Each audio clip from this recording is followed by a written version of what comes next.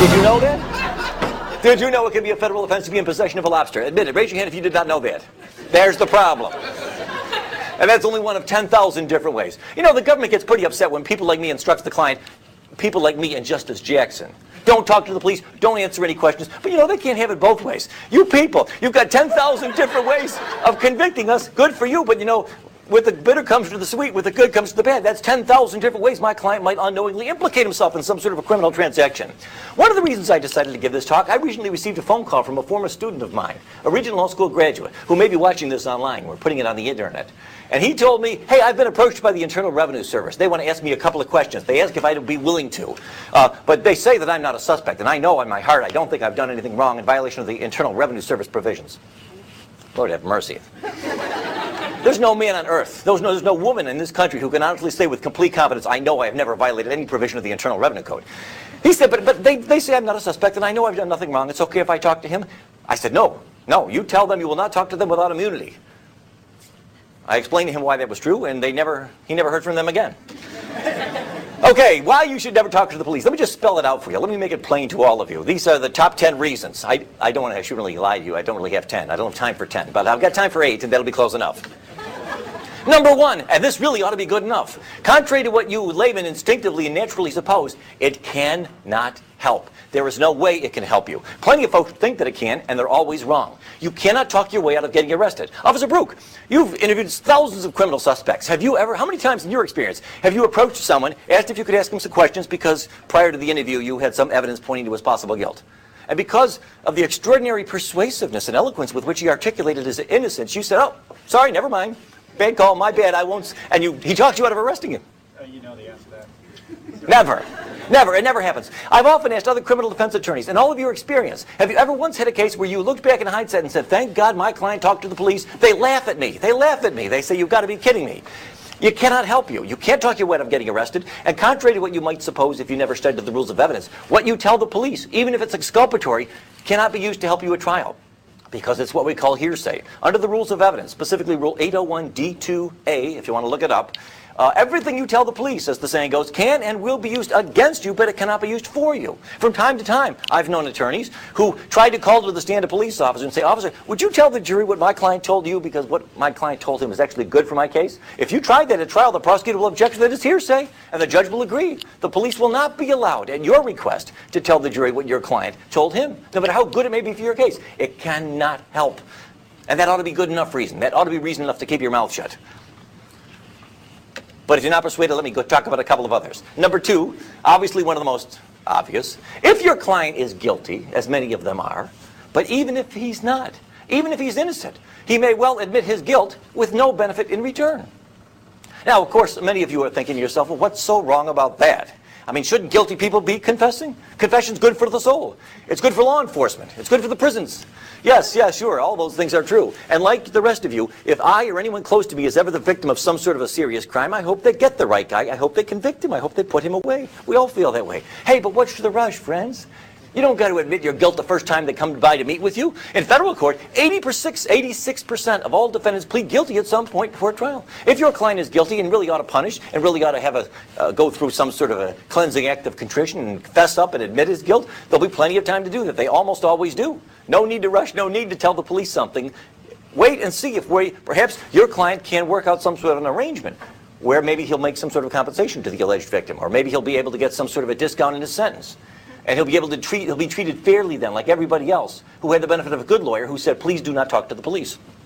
And don't forget, by the way, even if your client only admits to things that the police already knew, you might think, well, what harm can it do? He says he wants to talk to the police. All he wants to do is admit that he was there, but the cops know that he was there. All right, go ahead and tell him. Well, how can it hurt? It might hurt if the police officer becomes transferred to Minnesota, or deceased, or injured, or comatose, or cannot be located by the time of trial. The case will be dismissed if there's no confession. But if your client admits to things, that confession is freely admissible against him and can be a basis for getting him convicted all by himself. Senator Larry Craig can explain all of this to you. The Innocence Project of the United States has confirmed that in more than 25% of all the cases where an innocent man was convicted and then later released from prison after he was exonerated by DNA evidence, in more than a quarter of those cases, these innocent people we know to be innocent, made incriminating statements, delivered outright confessions, or pled guilty.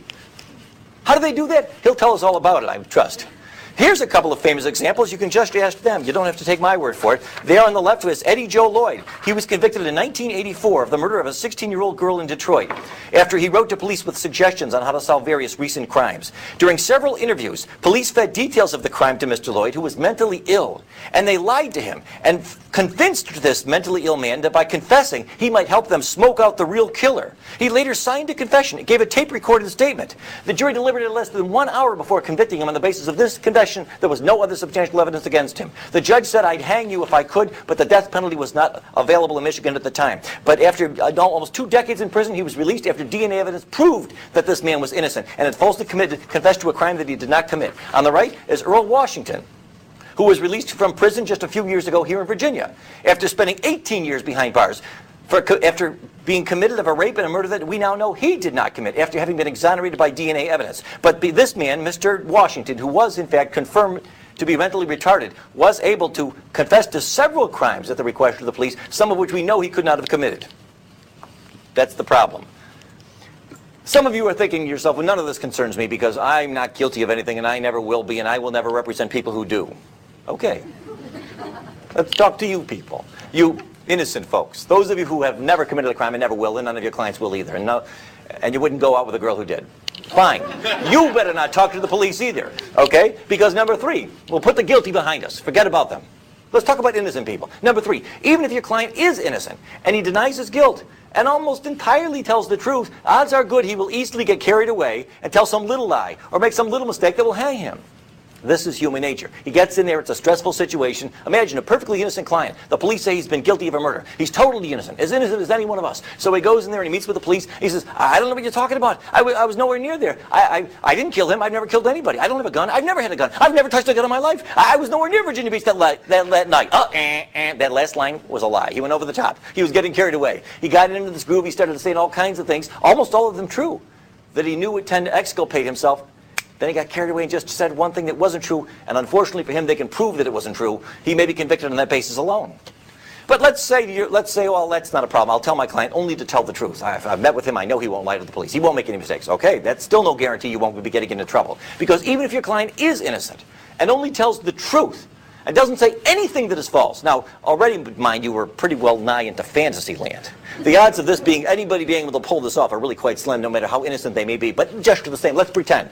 Let's assume he gives the police nothing but the truth, and he is totally innocent. He will always give the police some information that can be used to help convict him. Always.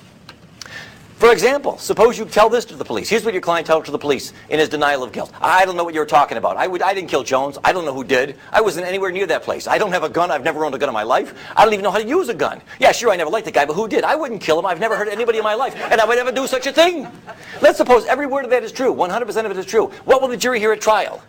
Officer Brook, was there anything about this, your interrogation, your interview with the suspect that made you concerned that he might be the right one? Yes, there was. He confessed to me that he never liked the guy. And then the prosecutor will put that up in big letters and he'll say, ladies and gentlemen of the jury, it's pretty clear that we've got the right guy here. We've proven that he was in Virginia Beach that night. That's opportunity. And remember, Officer Brook admitted that after extended questioning, he was finally able to get the defendant to admit that he never liked the guy. There's your motive. Motive plus opportunity. Wham, bam. Please. But juries eat it up. And innocent people get convicted this way sometimes. How often? Hopefully not too often, but we know what happens. The United States Supreme Court, don't take my word for this. In Ohio versus Reiner, the Supreme Court of the United States said, quote, one of the Fifth Amendment's basic functions is to protect innocent men who otherwise might be ensnared by ambiguous circumstances. Truthful responses of an innocent witness, as well as those of a wrongdoer, may provide the government with incriminating evidence from the speaker's own mouth. See, it's not just some criminal defense attorney telling you this. Even the Supreme Court says I'm right. Under the facts of that case, by the way, in Ohio versus Reiner, a child tragically was died, apparently the result of shaken baby syndrome. Question was who had shaken this baby to death.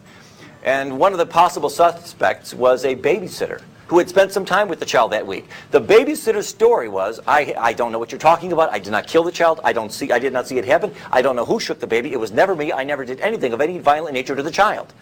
The Ohio State Court said, well, you've got no Fifth Amendment privilege. You, by your own admission, told the investigators that you've done nothing wrong, that you were not involved, so obviously your answers can't incriminate you. The United States Supreme Court reversed and said, well, that's not true. Even though this babysitter denies shaking the child, denies seeing the child die, denies knowing how the child died, this babysitter, by Her own admission apparently the government wanted to ask whether the babysitter might have been with the child at some point that week, during the week prior to the death. And that answer, although by itself not sufficient to convict anybody, could help convict her. That means she's got a Fifth Amendment right to refuse to answer to the question the court held, because it could be used to help convict. Ullman versus United States, which the Supreme Court said more than 50 years ago, eerily prophetic. They said too many Americans, even those who should be better advised, view this privilege as a shelter for wrongdoers. They too readily assume that those who invoke it are either guilty of crime or commit perjury in claiming the privilege. That's not true, and it never has been.